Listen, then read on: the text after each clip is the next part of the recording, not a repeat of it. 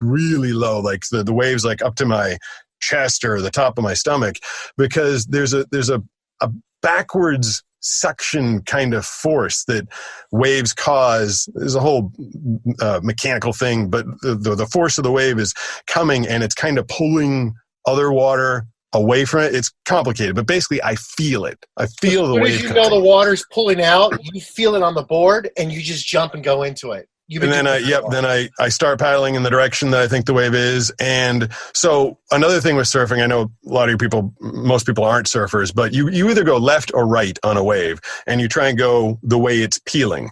And that's a thing that most surfers can look from way, way out. They're like, Josh will tell me like 30 seconds ahead of time, this is going to be a left. But when I'm surfing by myself, I get that sucking motion. I have about 2 seconds to turn the way that the wave's going, paddle as hard as I can, pop up, and then in a split second, I have to decide whether it's a left or a right. And I just get a feeling when I'm at the top of the wave. And 9 times out of 10, I guess right, and I start going the right way down the wave. Then 1 time out of 10, I turn the way that the wave is breaking and I get plowed under. But I'm usually right. You get a good feeling for it with enough practice. So if people are going to watch this YouTube channel, it's The Blind Surfer, right? That's all. Yep. Blind Surfer. So voiceovers, surfing, and then your third thing, you write books. How do you have time to do all this, man? The one your second one's about some futuristic thing. I was reading about it. That was my favorite one. My second one, it was the main character. I kind of based him on a cross between me and the dude from The Big Lebowski. Yeah. He's just kind of I love that character, and his relationship with his female counterpart in the book was loosely based on my relationship with my fiance. The book is set in a world where you can buy skills from people. If you teach yourself how to play guitar, that's mapped onto your brain, and they develop technology in the world of this book where you can sell that technology, but the rub is you lose it. So you teach yourself how to play guitar, I sell it to you, we get hooked up to machinery, you buy the skill, and I no longer have it. And it actually started this whole industry, and my main character, Alden Heath, was a professional guitar player seller, and he'd teach himself to play guitar, sell the skill, then he'd teach himself all over again and sell the skill. And the world of that book was a lot of fun to write. I really enjoyed that one. The skill conspiracy is what it's called. Of course, there's a twist at the end because they're doing something wrong, right? Of course. There's a big government conspiracy. Pete, this sounds like a movie. You know that, right? I'd love it to be a movie. It had.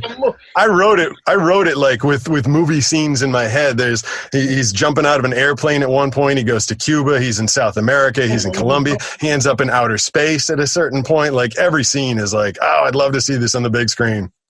How are book sales on this? How are they doing? That one, surprisingly, I made a mistake on the release. It was the number 5 top seller in Amazon, and I was disappointed with that because my other 2 books were number 1 sellers in fiction, fantasy rather. I released that one before Christmas, thinking everyone would be like, just needing a moment to themselves at Christmas time. Yeah. But the sales were a little slow. But my first book, Wish, was number 1. My third book, I Talked to Adams, was number 1. And this one was number 5. I wanted the 1 tag on it because I was so proud of this one. Plus, it's the book that I narrated myself. I did the voiceover, did the whole book for The Skill Conspiracy. So my question is, how long does it take you to write these books? How much time? Other authors are going to get so pissed at me. I can write a book, sit down from first word to last word in about 10 weeks.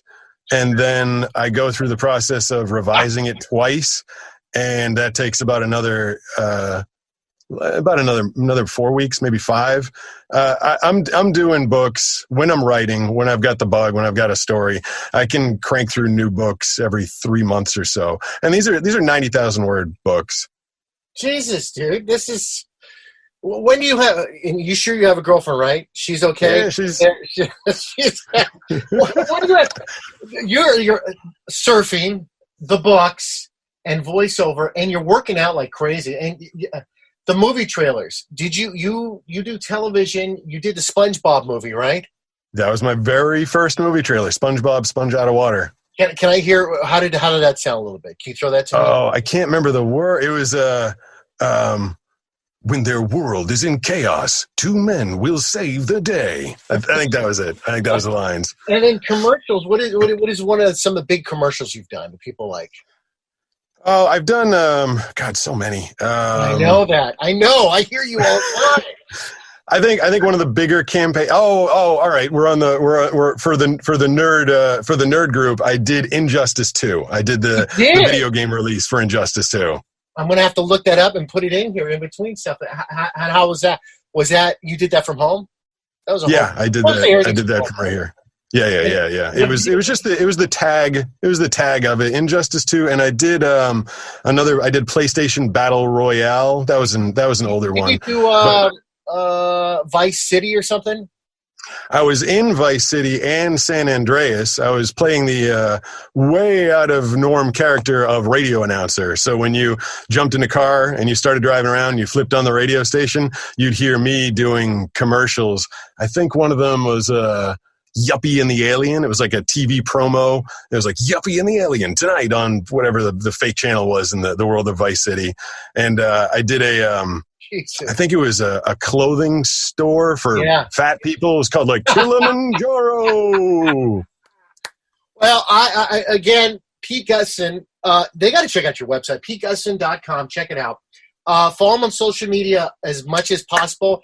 Are you, it's still like, it's just at Pete Gustin, right? Or do you have a real? Almost everything is at Pete Gustin, but there's another dude named Pete Gustin that has the Instagram. So on Instagram, I'm at Real Pete Gustin, and that's where I post all the surfing stuff. My Facebook is kind of my life and voiceover. Twitter I'm a little light with, but Instagram is all the surfing, and that's the Blind Surfer Show is a weekly show and daily content on the Instagram. I put a good amount of effort into that show because voiceovers is great. Lots of people get to hear me, and I've been on every TV network there is, and I love that. I've put my life into it, but it's a self, it's for me mostly. It's how I make my living.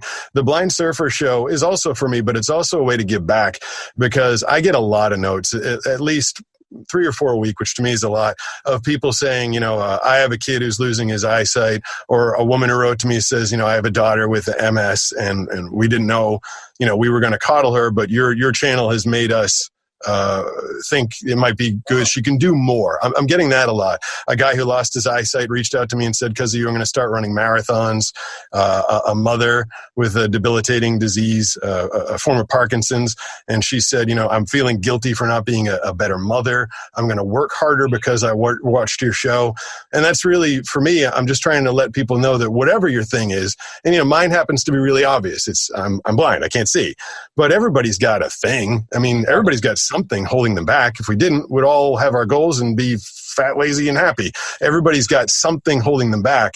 And to me, if I can point that out to you and show, you've got something, but I bet you can find a way to overcome it. That is my little way of kind of poking the world and saying you can do it. You have the things you accomplish with the setback you have is amazing. And it's a great example, and just to show kids what you do. Do you do any lectures or anything like that? Do you get a chance to ever do that? I have. In the past, I've done a bunch of motivational speaking to groups of blind people and also to the military.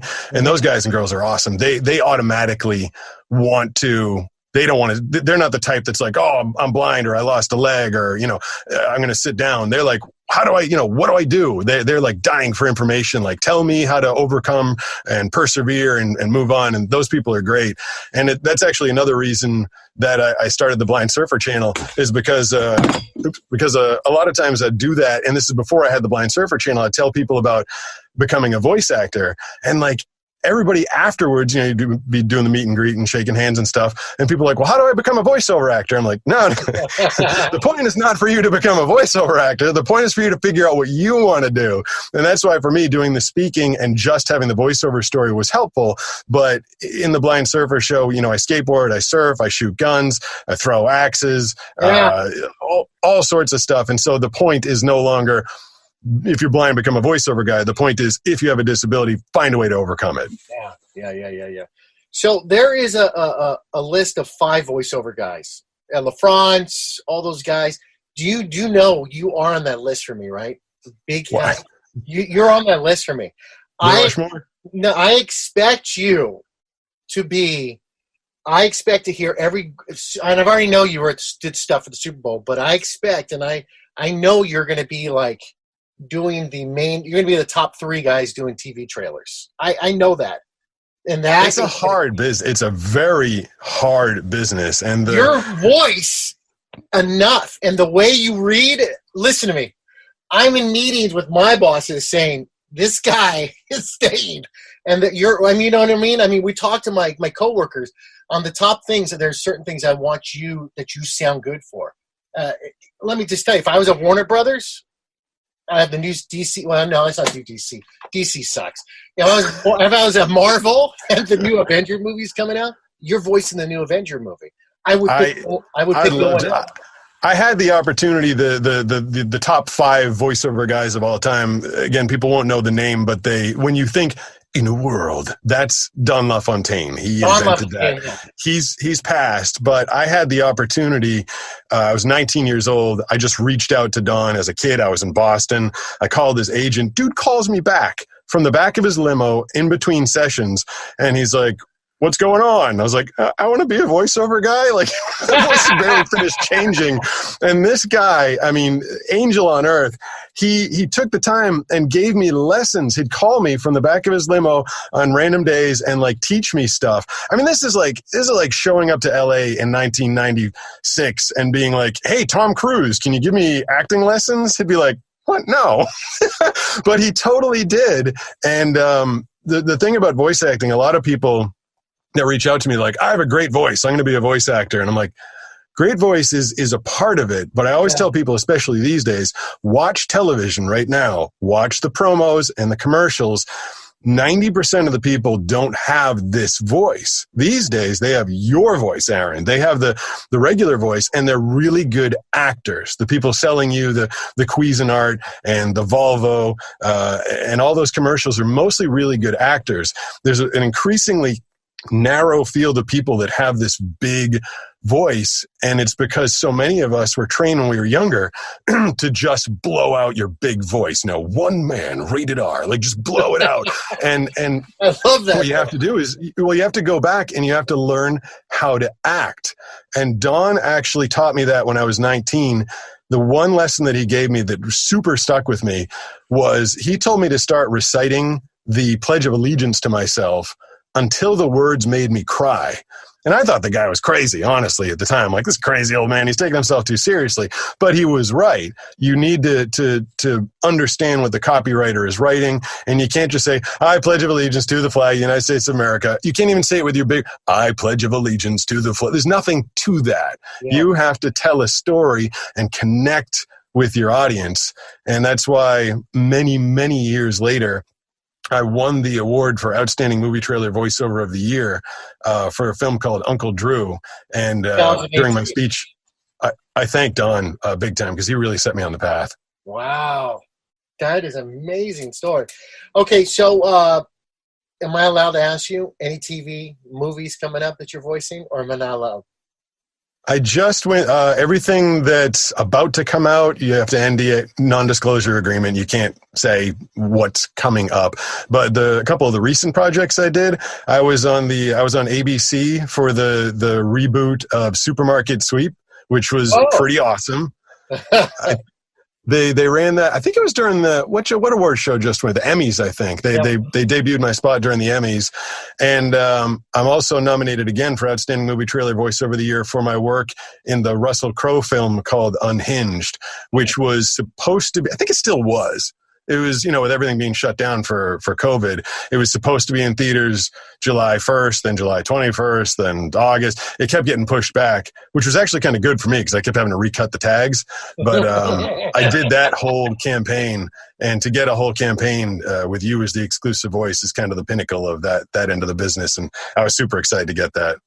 Congratulations on that. All right, we're going to wrap it up, but here we go. Big question for you. Star Trek or Star Wars? Well, God, I feel like I should have been prepared for this.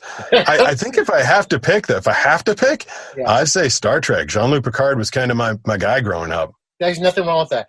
I get yelled by people all the time because I go Star Trek and Star Wars. One side of my room is Star